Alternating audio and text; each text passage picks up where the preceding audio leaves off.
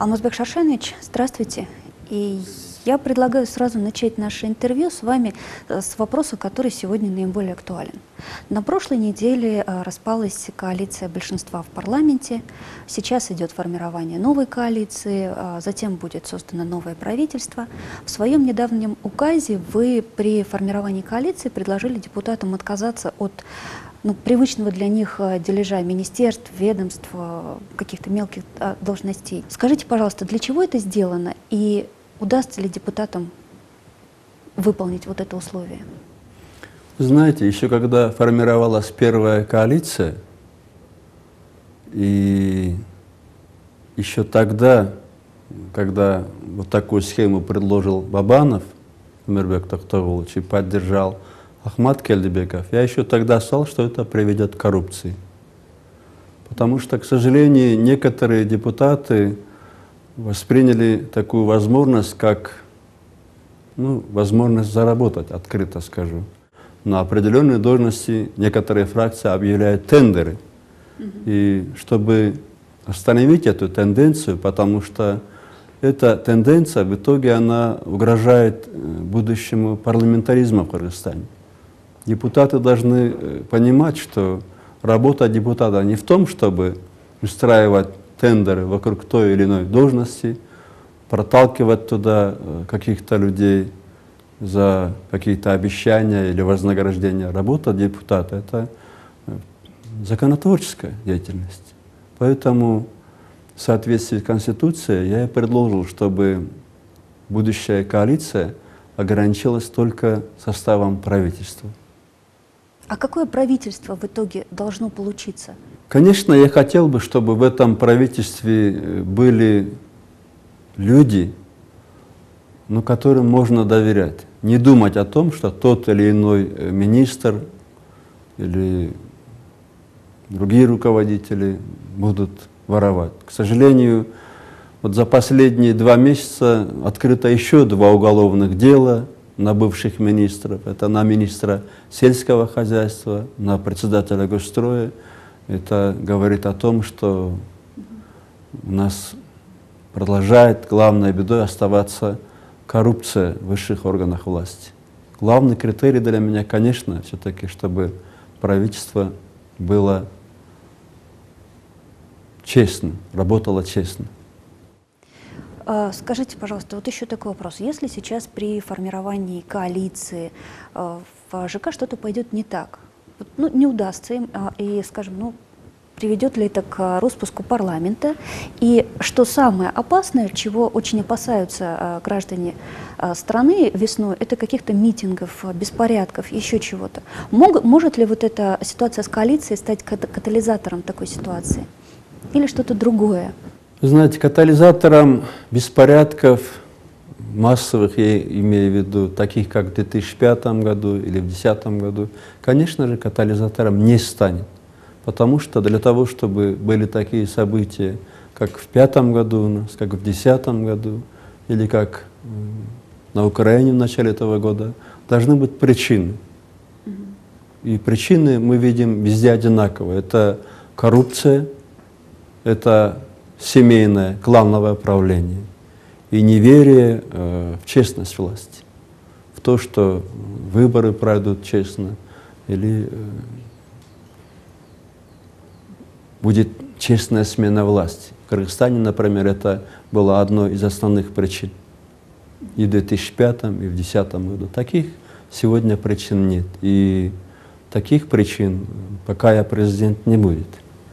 Другое дело, что если первая попытка формирования правительства будет неудачной, то по Конституции я поручу уже другой фракции формировать правительство.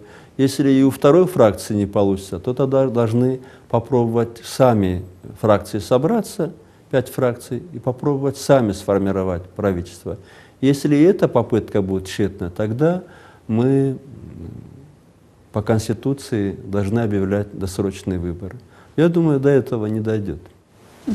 Скажите, а есть ли какая-то угроза, скажем так, внешних игроков для того, чтобы раскачать сейчас ситуацию в Кыргызстане? Потому что после событий на Украине об этом очень часто говорят, что могут прийти какие-то внешние силы и устроить здесь, дестабилизировать ситуацию? Ну, внешние силы давно присутствуют в Кыргызстане.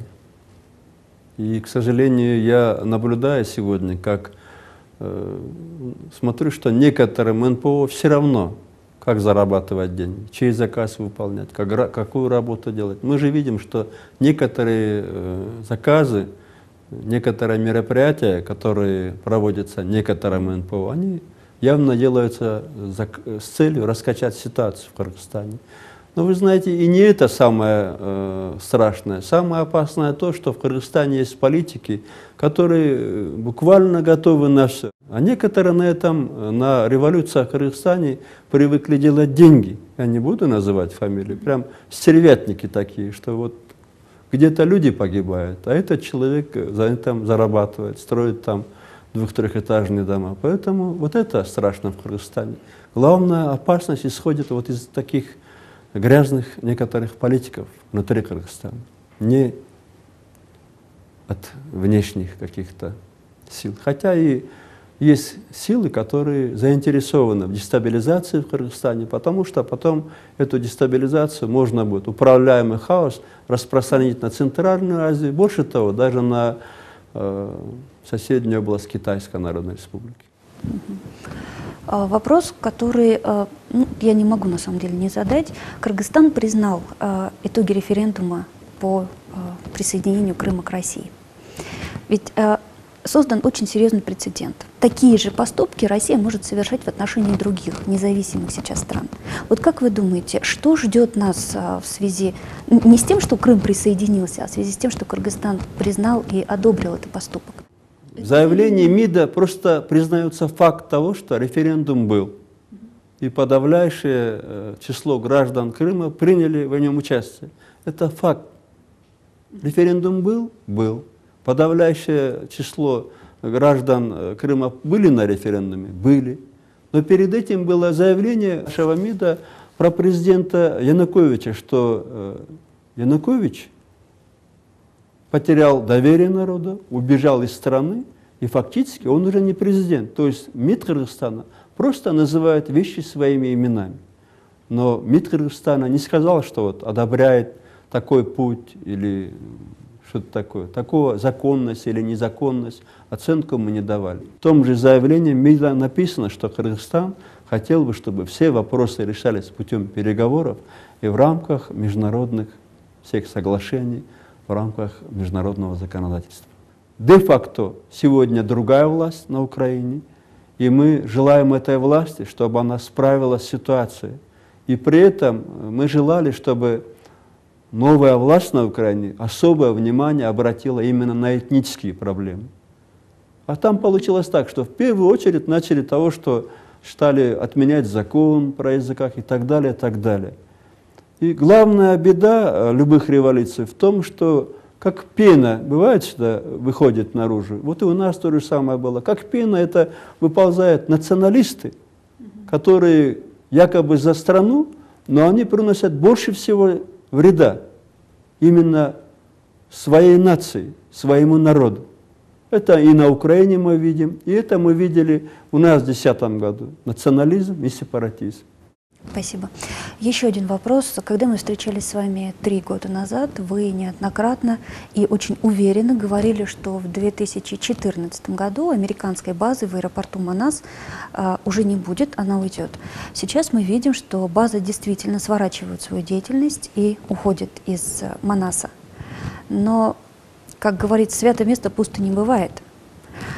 Придет ли на место американской базы какой-то другой партнер, стратегический партнер, геополитический игрок? Что это будет? Вы знаете, вместо американской военной базы в Манасе какой-то другой военной базы не будет. Будет просто аэропорт Манас, но мы хотим сделать его транспортным хабом, и мы для этого прилагаем все усилия. Я не буду скрывать, сейчас много шума о том, что вот хотят 51% аэропорта продать Роснефти и так далее, и так далее. Я объясню и эту ситуацию. Во-первых, решать будет парламент. Какой процент будет продан Роснефти, это будет решать тоже парламент. 51% или 49%. Но я одну вещь могу сказать. Для того, чтобы аэропорт Манас жил и дальше, и развивался хорошо, надо, чтобы была главная составляющая. Главная составляющая в этом аэропорту, это должен быть дешевый керосин. Если керосин в аэропорту Манас будет дешевле, чем в Алмате, в Астане, в Ташкенте, в Душанбе, то тогда аэропорт Манас не будет знать в будущем даже конкуренции, он будет бурно развиваться. А дешевый керосин нам может дать только Роснефть. И мы должны это понимать. И те, которые кричат о том, что вот нельзя Роснефти отдавать там никакой процент, тем более 51, те фактически хотят поставить крест на будущем аэропорта Манас. Потому что главное преимущество этого хаба в будущем – это должен быть дешевый керосин.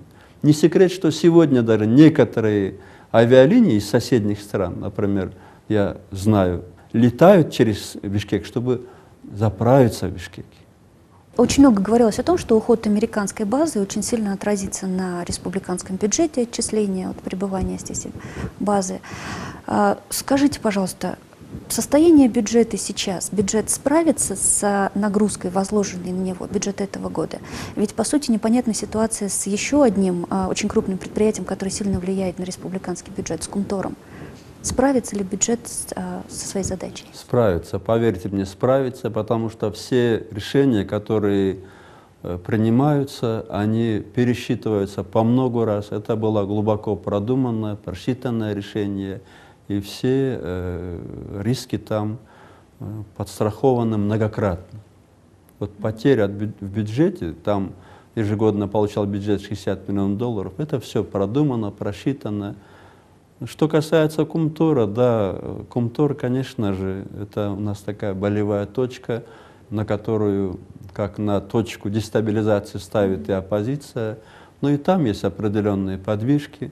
Давайте подождем сформирования нового правительства и посмотрим, как пойдут дальше переговоры между правительством новым Кыргызстана и Центарой. Скажите, пожалуйста, а что послужило основой военной реформы, указ, о реформе вы подписали? Не основой, что послужило толчком, причиной для того, чтобы начинать эту реформу? Знаете, толчком послужили мне события 2010 года. Я в 2010 году видел, насколько разобщенно действуют силовики, как лебедь, рак и щука. То есть есть вооруженные силы, но у каждого направления свой начальник. Например, пограничные вооруженные силы, национальная гвардия, армия, никакого взаимодействия. Отсюда возникла тогда еще у меня идея, что надо делать единую киргизскую армию, во главе которой будет единый руководящий орган. И это было записано в национальной стратегии устойчивого развития на 5 лет. Ведь все реформы, которые сегодня идут, они записаны в национальной стратегии. Поэтому многие тогда не понимали меня, почему целый год мы пишем эту стратегию. Но зато мы теперь знаем, как идти дальше, во всех направлениях. От армии до выборов. Энергетика, транспорт. Везде мы знаем, каким путем идти. И это нам очень помогает, конечно. То есть идея была такая, что вооруженные силы должны быть как один сильный кулак и управлять из одного места, из генерального штаба. И еще один вопрос о реформе, которая идет давно, но она не очень успешная, эта реформа. Это судебная реформа, которая, если раньше недостатки самого реформирования были видны там, на примере районных судов, то сейчас все это всплывает, причем так, на уровне Конституционной палаты уже. Скажите, пожалуйста, эта реформа, она будет продолжаться или она зашла в тупик все-таки? Вы знаете, дело в том, что в свое время мы кинулись из одной крайности в другую. Решили, что вот всенародно избранному президенту после 2010 года верить нельзя. И поэтому создали совет по отбору судей, другие механизмы. Но мы забыли, что это тоже просто люди. Та же Конституционная палата, она избрана из бывших судей. В ее составе все люди, которые работали уже судьями.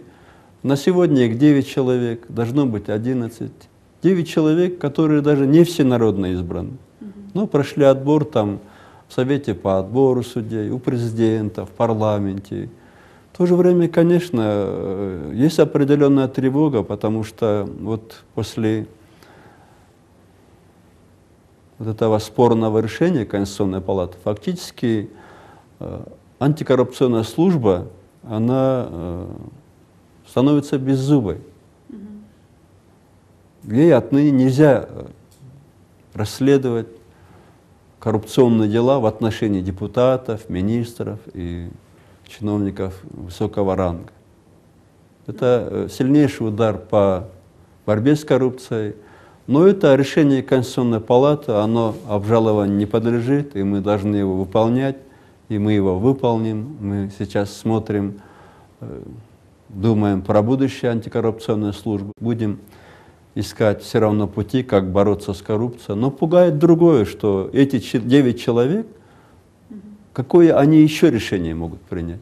Я на эту тему разговаривал и, скажем так, с отцом Конституции, с Омирбек Черкесовичем Текебаевым, что из одной крайности в другую мы фактически ставим под вопросом и судьбу, развитие страны в будущем. Потому что какое решение будет еще принято? Там же много всяких вопросов. И мы знаем, какие легенды ходят про судей. Судьи — это судьи. И есть ли у них чувство ответственности? Какие-то сомнения у меня, конечно, появились, но как президент я обязан выполнять, подавать пример выполнения законов, Конституции, поэтому это решение будет тоже выполнено. Но другое дело, что, видимо, мы должны подумать о том, что какие-то статьи Конституции, которые могут в будущем составить угрозу для развития страны, они, возможно, должны пересматриваться. При этом я абсолютно против того, чтобы как-то увеличивались полномочия президента. То есть, если когда-то Конституция будет пересматриваться референдумом или в парламенте, при этом абсолютно не будет никакого увеличения полномочий президента. Только какие-то угрозы, нестыковки развитию Кыргызстана, они должны еще раз тщательно быть рассмотрены. И, кстати, Текебаев согласился со мной, что надо смотреть еще раз внимательно Конституцию. И еще один вопрос. Вы подписали указ, объявили 2014 год годом укрепления государственности. Понятно, что в рамках этого указа будут работать министерства, будут проводиться какие-то мероприятия. А как простой человек сможет поучаствовать в реализации этого указа? Что нужно делать, чтобы укрепить государственность? Быть патриотом, работать на своем месте, заниматься тем, что знаешь. Вот, вы знаете, я бы даже так сказал, ведь основа государства, первичное звено государства — это семья.